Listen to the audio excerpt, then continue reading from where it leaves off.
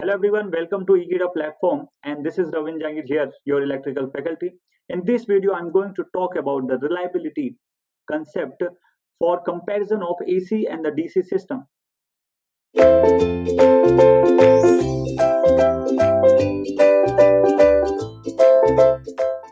If we are going to plan for the transmission system, we have options: AC transmission system or DC transmission system. If we have the AC or DC transmission system, though which one is going to be more reliable for the transmission purpose? Okay, now I'm writing some points here that I can easily write that, and I will dictate some points for that. High voltage, direct current transmission system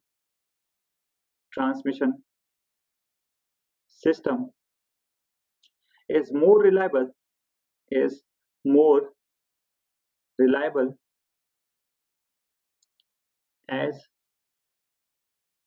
compared to your AC system. But why high voltage direct current transmission system is more reliable as compared to the AC system? There are actually in the 1950s, we are using a high voltage direct current and the high voltage AC system for the transmission, distribution, and the generation purposes. But at that time, we were using mercury wall for controlling purposes.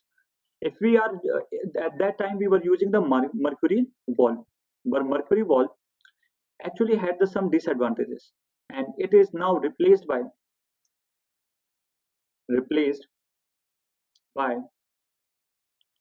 your thyristor wall, which is having actually the gating terminal. Only that much you have to know, that it is having the mercury wall at that time, but mercury wall has disadvantage that for controlling the power for longer distances, it was unable to perform as were expected.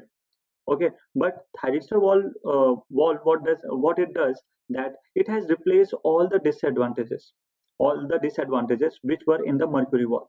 So the transmission from one end to another end become more reliable due to the controlling and the protection of the system. So I can write why the thyristor wall is more reliable. Wait, I can add here that look the thyristor. So this is thyristor.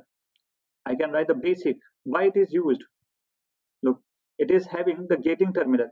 Okay, so if it is having the gating terminal, this is the gating, this is anode, and this is cathode.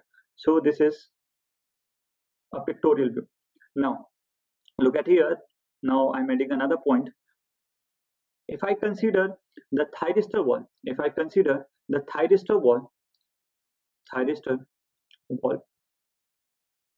okay, in the thyristor wall, the controlling, okay, and the protection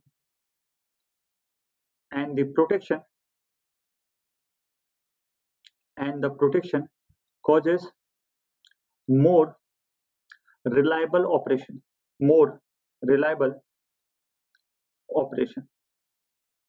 So thyristor wall, why it has replaced the mercury wall? Because the controlling, that is the main issue, and the protection, another main issue.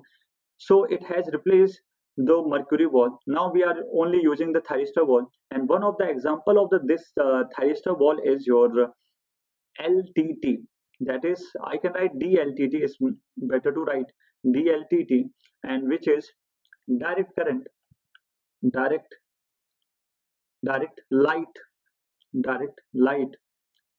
triggered thyristor. So most widely the thyristor wall which is used, I will explain in the upcoming lectures. Okay, so DLTT is generally used, and this is one of the you can say widely used. Okay guys, I hope up to this you have understood all the topics? Okay. Now if I talk about the overall reliability reliability overall reliability. Okay. So up to this point, overall reliability, if I have to talk about the overall reliability, then there are the two major points which we have to consider. The first one is your energy availability,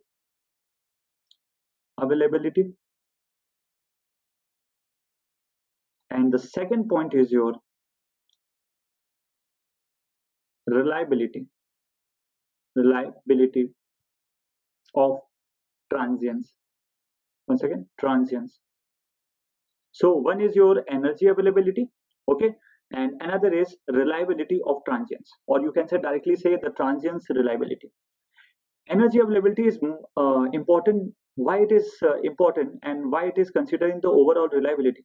Because the energy, the flow of energy, okay, from one end to another, this is considered to be most important, because at any place, if the fault is occurring, or if there is due to the fault, or you can say the gap, okay, the replacement time has gone, so all is considered in this energy availability. So I can write, I'm taking this point one here. Now look at here, energy availability. Now look at here, energy availability. Now this point, if I talk about the energy availability, I'm writing one formula which can define it easily. So energy availability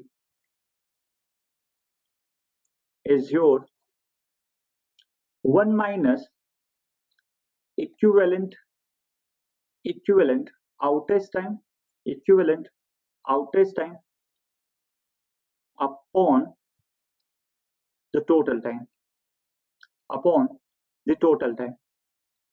Okay. So what is the equivalent outage time? Suppose there is an interruption or the fault in the power system line. From generating to load side, there are the main equipments are connected, and 600-kilometer transmission line, even 800, 900-kilometer transmission line. So in that long distance, there may be a chance of fault, and due to that fault, the power is lost for the some time, and that is called the outage time. So I can write here or add for you that what is the outage time? Outage time. So what is the outage time? I'm writing here, what is the outage time? Suppose there is a interruption,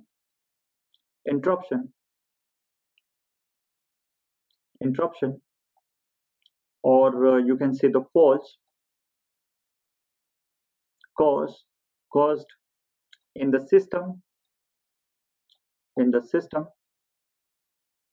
system for a period for which the power is lost. Power is lost. So this is the outage time. So this may mark it important, because you have to know about the outage time, then only you can go for the energy availability. Okay, so this is the interruption or the faults which is causing in the system. So system may have from this generating station to the load stations. Okay, there may be a chances of faults. Okay, and there are the circuit breaker and another equipment relay system is in the system. Now in the load side, from generating to load side, if there is a fault occurs, or there is interruption, then the power is lost for the some time, and that period is actually called the outage time, and the total time for which it is operating. Okay. Now if I talk about the energy availability here, if we are talking about this formula, then it is consisting the equivalent outage time. So actually it is equivalent outage time. I'm talking about the equivalent outage time. this formula is consisting 1 minus equivalent outage time upon the total time. So I'm taking the equivalent. What is the equivalent outage time? So this is actually the product of actual outage time,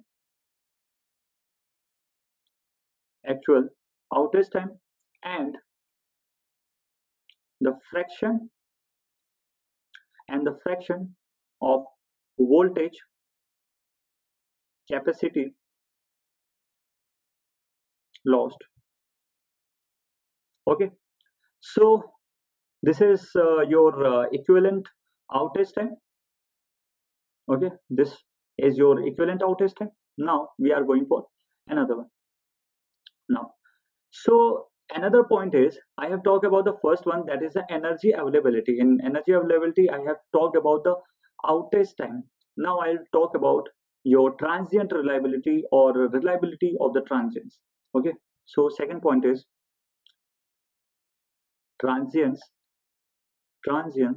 reliability. Now look at it. So transients reliability. So what is the transient reliability? If I talk about the transient reliability in system, there are the inductors, there are the capacitors. Okay, so transient reliability, whenever the fault occurs, so there may be a chances of transients, or due to the surges, you can see the transients and LC oscillations, you can see LC oscillations are occurring in the system. So due to these transients, the system should be more reliable for these transients. These transients may induce some harmonics in the system, and which is you can say which is not beneficial for our system for transmitting our power efficiently. So losses causes, and we have to reduce that transients so that the reliable, or you can say the efficient transmission from sending to the receiving end can be easily done. Now look at this point. I can write here that if I talk about the transients availability,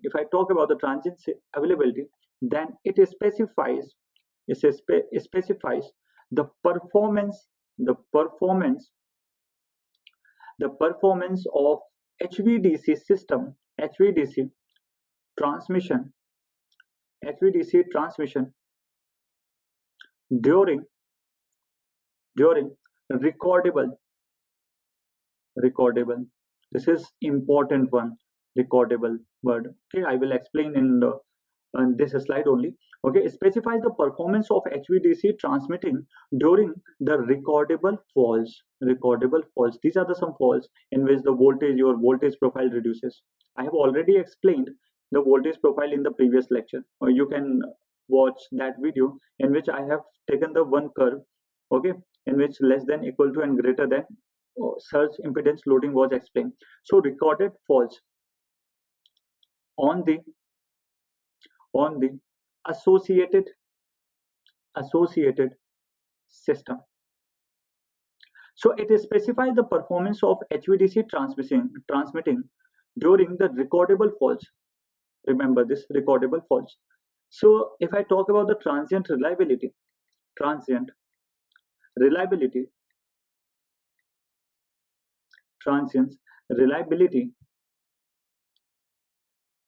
then the mathematically it can be represented as the 100 into number of times the HVDC system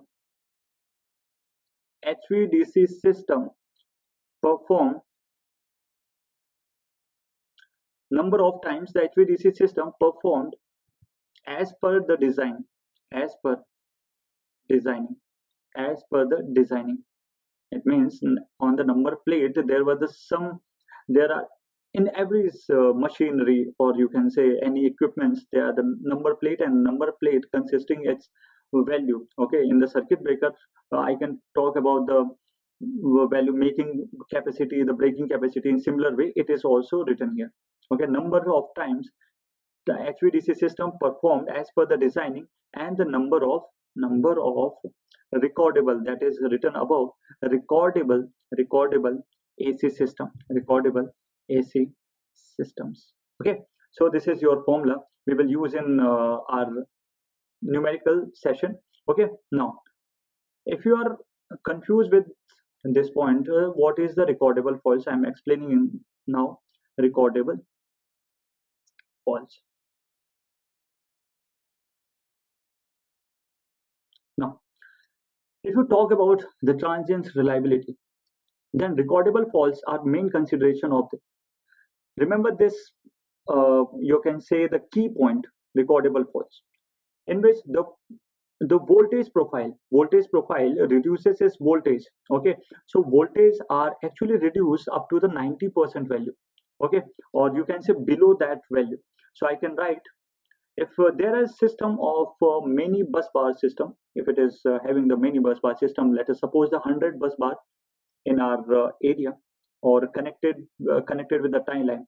Okay, so in that area, let us suppose there are the 100 bus bars, and one, or you can say up to the 10 bus bars out of them having the voltage is less than the 90% of their actual value.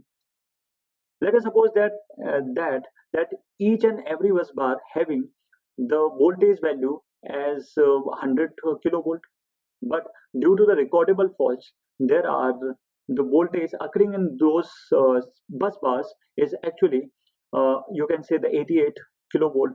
Okay, like this. So these are the called the recordable faults, and due to that, the voltage value at some bus bars reduces.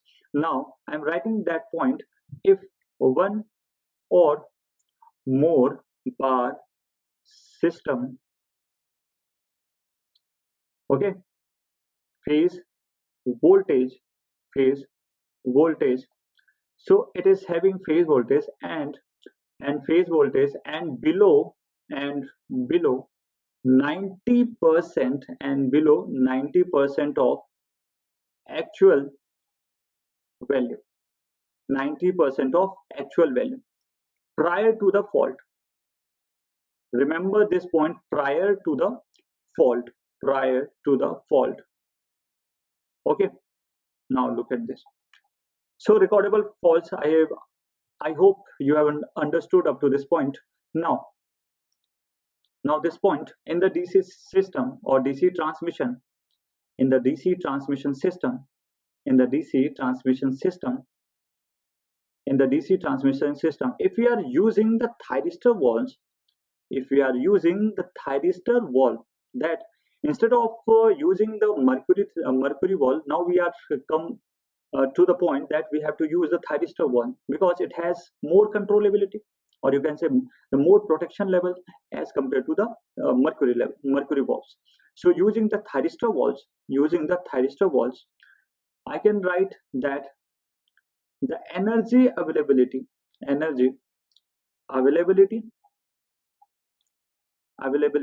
or you can say the transience reliability, transience reliability, okay, it can be both combinedly greater than 90% in high voltage direct current transmission system. Okay, now look at this point. Commonly, okay, for you can say I'm talking about in this point the backup protection. So I'm writing that point, the commonly the backup protection, commonly for the backup protection, there are the stepney. In same way, that one of the thyristor is used as a backup protection, and commonly for the backup protection, one of the thyristor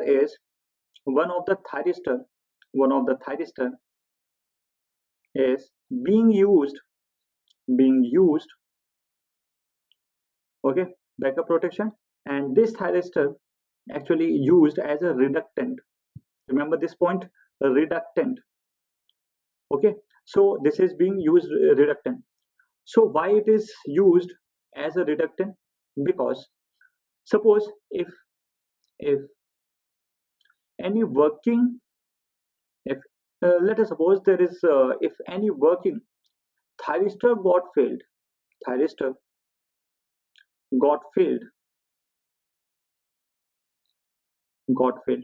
if any working thyristor got failed, then your reductant thyristor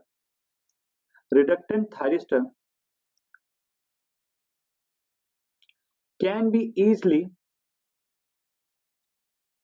employed can be easily employed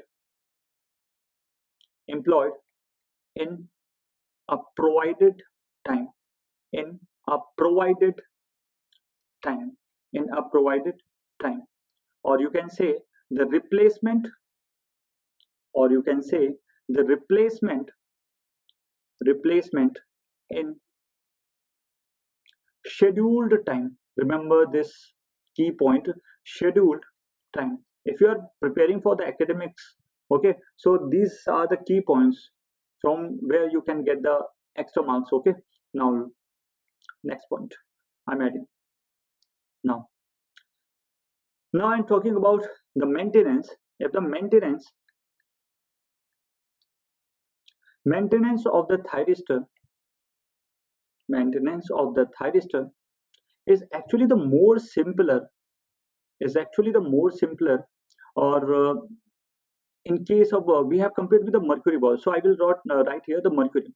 So maintenance of the thyristor is more simpler, and you can write the cheaper also. Cheaper, the cost cutting is also important, so more simpler and the cheaper as compared to mercury wall. Okay guys, now I will explain a table. Okay, and this is here. This is actually representing the HVDC in this table. Okay, this table, HVDC outage characteristic. You can write here characteristics, HVDC outage characteristic.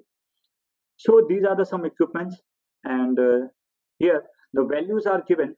This column is for the equipment, this column is for the MTTF, and this is for the MTTR. This MTTF is your mean time of failure. Okay, this is a mean time of failure. It means the average time. If I am considering the thyristor group, so in how much time it is actually, it means the average value, not the exact value. It is the average value. Many thyristors are compared here, so it is actually the average value for which the thyristor groups are giving the outage value. Means it is a mean time of failure. Means if I am considering this thyristor group, it means it will fail after 13.7 years. Okay, it is actually the mean or can say average value. This MTTR, this is called the mean time. This is called the mean time to repair. Okay, so in how much time it will be repaired? If it got failed, then how much time it will take to be repaired? So it is taking 6.1 hour. Remember, this is in hour and this is in years. Okay, if I'm considering second one, the converter transformer, then 16.1, in 16.1 years it may fail. Okay, and if it got failed, then it is taking 1700 hours to be repaired. Okay, then smoothing reactors 76.8, and after it got failed, then it can be repaired in 1700 hours. Also, it is taking more number of hours to be repaired. So both should be kept controlled and to be protected more as compared to the other one. Now, DC filter, if I am talking about the DC filter, it may be failed in 19.7 years. This is the average time again. And if it got failed, then it is taking the 17.9 hours. Then another is your AC filter. Okay, in the filter section, I will explain the DC and the AC filter. This is 12.6, and for repairing 9.3 hours. The master control, this master control is taking 25.0 years, in which it can or it may fail. Okay, but when it got failed, the 6.9 hours to be repaired. Similar in the pole control, it is 9.0 years, and here 8.6 hours to be repaired. Pole of the transmission line, 1.25 and 100 kilometer. Okay, this is actually represented in 1.25 years, and this is 100 kilometer. For 100 kilometer section of lines is taken, and if it is failed, then one only it will take 1.5 hours to be repaired. And the DC line switch 147.2 years it may fail, so it is the last time. If it got failed, then 7.8 hours it will take for the repair. I hope you have understood up to this points, and thank you.